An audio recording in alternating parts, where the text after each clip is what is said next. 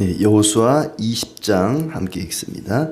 여호와께서 여호수아에게 말씀하여 이르시되 이스라엘 자손에게 말하여 이르기를 내가 모세를 통하여 너희에게 말한 도피성들을 너희를 위해 정하여 부지 중에 실수로 사람을 죽인 자를 그리로 도망하게 하라. 이는 너희를 위해 피해 보복자를 피할 곳이니라.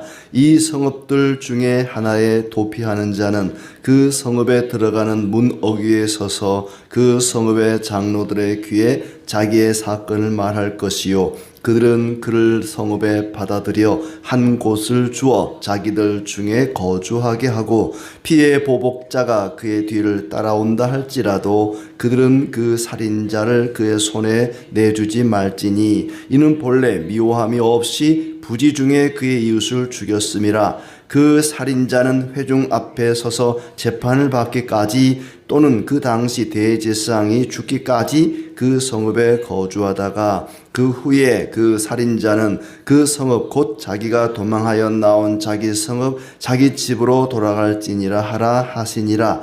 이에 그들이 납달리의 산지 갈릴리 게데스와 에브라임 산지의 세겜과 유다 산지의 기럇 아르바 곧 헤브론과 여리고 동쪽 요단 저쪽 루벤 지파 중에서 평지 광야의 베셀과 갓 지파 중에서 길르앗 라못과 므낫세 지파 중에서 바산 골란을 구별하였으니 이는 곧 이스라엘 모든 자손과 그들 중에 거류하는 거류민을 위하여 선정된 성읍들로서 누구든지 부지 중에 살인한 자가 그리로 도망하여 그가 회중 앞에 설 때까지 피해 보복자의 손에 죽지 아니하게 하기 위함이라.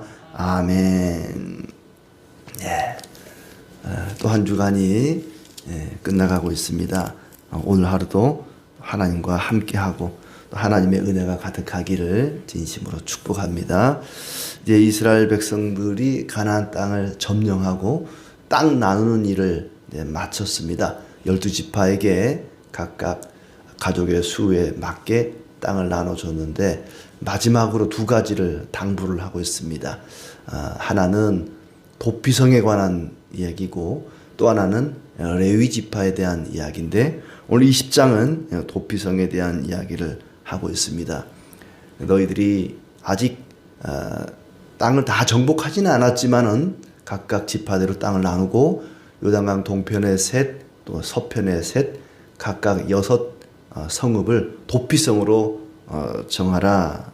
왜 그 도피성이 필요한가에 대한 그 목적도 함께 이야기를 하고 있습니다. 여호와께서 여호수아에게 말씀하시기를 모세를 통해 말한 도피성을 이제 설치하라 하는 얘기인데 이게 도피성 얘기가 처음 하는 얘기는 아니라는 거죠. 이미 모세를 통해서 가나안 땅에 들어가거든 도피성을 설치하라. 왜 설치를 해야 되는 것까지 이미 얘기를 했습니다. 모세를 통해서 이미 얘기한 것을 이제는 실행할 때가 되었다. 그러니 도피성을 설치해라. 그 도피성의 목적이 3절에 나오죠. 부지 중에 사람을 죽인 자를 그리로 도망하게 하라. 이는 너희를 위해 피해 보복자를 피할 곳이니라. 실수로 사람을 죽였을 경우에 이 도피성으로 피하면 그 가해자를 살인자를 죽이지 못하도록 그렇게 하고 있습니다. 그러니까 부지 중에 그랬죠. 실수로 고의성이 없이 실수로 사람을 죽였을 경우에 도피성으로 피하면 그 사람을 죽이지 못한다. 그 사람의 목숨을 보존하도록 보장해 줘야 된다. 피해 보복자를 피할 곳이다. 그랬습니다. 4절에 이곳에 도피하는 자는 문 어귀에 서서 장로들에게 자기 사건을 말할 것이다. 장로들은 그를 성읍에 받아들여 한 곳을 주어 거주하게 하라.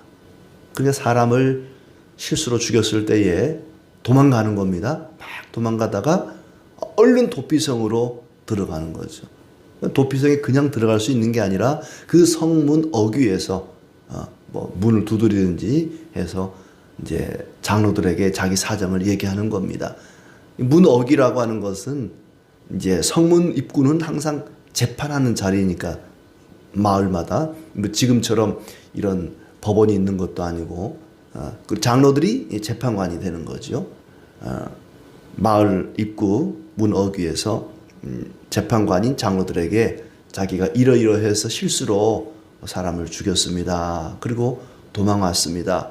그러면 장로들이 들어보고는 아하, 이 사람은 고의성이 없구나. 정말 자기가 말한 대로 실수로 사람을 죽인 게 맞구나 싶으면 얼른 문을 열어둬서 보복자가 이 사람을 죽이지 못하도록 받아들였단 말이죠. 그러나 이게 이제 고의성이 있다, 실수가 아니다, 그러면 보복하러 온 사람에게 내어주는 겁니다.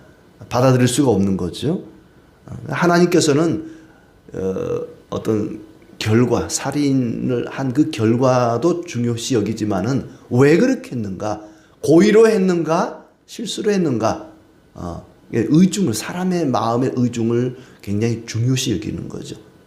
실수로 했다 그러면 이 사람을 보복당하지 않도록 받아줘라. 보복자가 따라온다 해도 살인자를 내주지 말라. 미워함이 없이 부지중의 이웃을 죽였기 때문이다. 그리고 이제 도피성에서 이 살인자가 나갈 수 있는 두 가지 경우를 이야기하고 있습니다. 하나는 이 사람이 정식 재판을 받을 때까지 도피성에 있을 수 있다. 살인자가 회중 앞에 서서 재판을 받거나 그렇습니다. 정식 재판을 받아서 무죄로 판단되면 풀려날 수가 있는 거죠.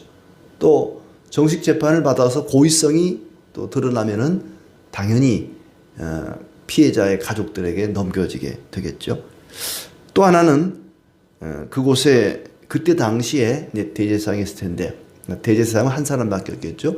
이 대제사장이 죽기까지 그 도피성에 머물러 있을 수 있었습니다. 대제사장이 살아있는 동안에는 계속 도피성에 머물러 있어야 되고, 그 대제사장이 죽으면 다시 이제 자기 집으로 돌아갈 수가 있었다. 그러면은 이 사람은 도피성에 피해 있는 동안에 아마 대제사장이 죽기를 기도했을 것 같아요. 빨리 그 사람 죽어야 내가 집에 가니까, 대제사장 언제 죽나. 대제사장이 너무 젊고 팔팔하면 좀 괴롭지 않았을까. 큰일 났다. 이거 오래 있어야 되겠네. 뭐 그러든지, 모르겠어요. 도피성에 가본 적이 없으니까. 아무튼, 대제사장이 죽기까지는, 살아있는 동안에는 도피성에 머물러 있어야 됐다. 왜냐하면은 대제사장이 이 죄인을, 살인자를 위해서 대신 죽는 거라고 보는 거죠. 대속의 원리가 적용이 되는 겁니다. 대제사장이 죽는다는 것은 이 살인자를 위해 죽는 것이니까, 그렇게 대속의 원리를 적용해서 대제사장이 죽으면 집으로 돌아갈 수가 있다. 그리고 그 도피성을 어디에 이제 설치해라 지역을 말씀해 주십니다. 요단강 서편의 세 곳, 갈릴리, 게데스, 세겜, 기럇 아르바. 기럇 아르바는 헤브론이라 그랬고, 그 다음에 요단강 동편 베셀, 길랄 라못, 바산 골란. 그래서 총 6곳에 설치해라. 이 도피성은 언덕에 있는, 그러니까 지대가 높은 그런 성읍에 설치하도록 되어 있습니다. 멀리서도 볼 수 있도록. 그리고 이제 가나안 땅 전체, 이스라엘 땅 가운데 하나만 설치하면 멀리 사는 사람들은 거기까지 오다가 잡혀 죽을 수 있잖아요. 그래서 각 지역에, 어느 지역에서나 쉽게 갈 수 있도록 요단강 동서편에 각각 3개씩 이제 설치하라 그랬고, 또 도피성까지 가는 그 길을 굉장히 평탄하게 그리고 안전하게 넓게, 가다가 돌불이 걸려 넘어져서 붙잡히지 않도록 그렇게 하고, 또 안내 표지판까지 이쪽으로 가면 도피성입니다 라고 또 친절하게 설치를 해서 백성들이 도피성에 무사히 잘 도착해서 또 보복을 당하지 않도록 그렇게 하고 있습니다. 그렇게 하고 마지막 구절에는 다시 한번 도피성의 목적을 이야기하고 있습니다. 이스라엘 자손과 그들 중에 거류하는 거류민을 위해 선정된 곳이다. 단순히 이스라엘 백성들만을 위한 것이 아니라 그들 중에 함께 섞여 살아가는 이방인들을 위해서도 설치된 것이다. 부지 중에 살인한 자가 그리로 도망하여 회중 앞에 설 때까지 보복자의 손에 죽지 않게 하려고 설치한 것이다. 정당한 재판을 받기까지 피해자의 가족들에게 붙잡혀 죽는 그런 일이 없도록 하기 위해 설치한 것이다. 만약에 그렇지 않으면은 피해 복수가 끊임없이 반복된단 말이죠. 내가 누군가를 실수로 죽였는데 그 피해자 가족이 또 가해자를 죽였다. 그럼 가해자 가족이 또다시 상대방을 죽고 죽이는 이 보복의 악순환이 계속된다면 하나님께서 세우고자 했던 가나안 땅에 세우고자 했던 그 거룩한 나라, 하나님의 나라를 세울 수가 없죠. 끝없이 보복이 반복된단 말이죠. 지금이야 뭐 경찰, 검찰, 이 치안이 있고 또 공권력이라는 것이 있지만은 그 고대 사회는 그런 게 없는 거예요. 사적인 보복이 인정되는 그런 사회였습니다. 만약에 누군가가 우리 가족을 해코지했다, 죽였다, 그러면 그 가족들이 피해자 가족들이 가해자를 사적으로 보복할 수 있는 그런 시대이기 때문에 만약에 이스라엘 백성들 사이에 그런 일이 계속된다면 안 되지 않겠습니까? 그래서 그런 피해 보복을 방지하기 위해서 실수로 사람을 죽였을 경우에는 그 가해자가 일단 몸을 피할 수 있도록 그리고 정당한 재판을 받기까지 거기에 머물도록 그렇게 도피성을 설치하라 이야기를 하고 있습니다. 사람이 뭐 고의로 죽였을 경우에는 당연히 이제 피해자의 가족들에 의해서 죽임을 당하겠죠. 그걸 금지하지는 않습니다. 그러나 실수로 사람을 죽였을 경우에 뭐가 있을까요? 친구랑 같이 산에 나무를 갔다. 근데 도끼로 나무를 찍는데 도끼가 자루에서 빠져가지고 친구가 맞아서 하필 또 거기 있어가지고 친구가 맞아서 죽었다. 그러면 이 가해자도 좀 억울하죠. 자기가 일부러 그런 건 아닌데 또 피해자도 억울하겠죠. 그럴 때에 일단 도피성으로 피하면 사적인 보복을 피할 수가 있었다는 것입니다. 실수로 살인을 했을 경우에 가장 가까운 도피성으로 피하라. 그러면 일단 목숨은 건질 수 있다 하는 얘기인데 이 도피성을 어떤 사람들은 예수 그리스도의 모형이다. 어느 정도 또 일리가 있는 그런 해석이기도 합니다. 예수님께로 우리가 피하면 생명을 건질 수 있다. 죄인이 도피성에 피하면 그 목숨을 건질 수 있는 것처럼 우리가 예수 그리스도께로 피하면 우리의 생명을 건질 수 있다. 죄인이 생명을 부지하기 위해서 도피성에 피하는 것처럼 우리가 생명을 얻기 위해서 그리스도께 피하는 것을 연상시킨다는 거죠. 또 하나는 제사장이 죽으면 죄인이 자유를 얻는 것처럼 예수 그리스도가 죽음으로 우리가 자유를 얻고 생명을 얻게 되었다. 죄와 사망의 종노릇하던 자들이 참된 자유를 얻게 됐다. 대제사장의 죽음으로 생명을 얻은 것처럼 그리스도의 죽음으로 우리가 생명을 얻게 되었다는 그런 얘기인데, 그러나 또 정확히 일치하지는 않아요. 왜냐하면 여기 나오는 도피성으로 피하는 사람들은 실수로 사람을 죽이는, 실수로 죄를 짓는 경우인데 아담과 하와가 실수로 죄 지은 건 아니잖아요. 우리 인간이 죄를 지을 때 다 실수로 짓는 건 아니잖아요. 우리가 지은 죄는 고의적으로, 아담과 하와가 고의적으로 선악과를 먹은 것이지 실수로 어쩌다가 뚝 떨어진 거 주워 먹은 건 아니잖아요. 그러니까 좀 어느 정도 맞는 부분도 있지만 정확히 일치하지는 않습니다. 도피성과 예수 그리스도가 일치한다. 그렇게 볼 수는 없을 것 같고요. 자, 이제 가해자가 있고 피해자가 있습니다. 실수로 사람을 죽인 거예요. 분명히 잘못했죠. 자기가 잘못했지만, 그러나 고의성이 없기 때문에 이 사람을 네가 사람 죽였으니까 너도 죽어야 돼 하고 죽이는 것은 좀 무리가 있는 거죠. 살인자로서, 가해자로서도 좀 억울한 측면이 있는 거죠. 나는 일부러 그런 게 아닌데 내가 무슨 뭐 야구 선수도 아니고 정확하게 도끼를 그놈한테 딱 맞춰서 때린 것도 아니고 어쩌다 도끼질 하다 보니까 도끼 날이 날아가서 그놈이 하필 거기 있어가지고 맞은 건데 억울한 측면이 있습니다. 또 반면에 피해자 가족들도 억울하죠. 자기 가족이 자기 뭐 형이나 아버지가 잘못한 것도 없는데 억울하게 죽었단 말이죠. 얼마나 억울합니까? 이럴 때 하나님은 어느 쪽 편일까? 가해자 편일까? 피해자 편일까? 하나님은 누구 편일까? 하나님께서는 이렇게 애매한 경우에 복수를 일단은 금해라. 그런 경우까지도 사적인 복수가 이루어진다면 이건 하나님 나라를 세울 수가 없다는 것입니다. 어쩌면 도피성 자체가 감옥입니다. 도피성에 갇혀 있는 동안에 가족들을 만날 수가 없어요. 그냥 도피성 안에서 제사장을 도와서 일을 하든지 밖으로 나올 수가 없습니다. 그 안에 감금이 되어 있는 거죠. 그 자체가 감옥살이가 되는 것입니다.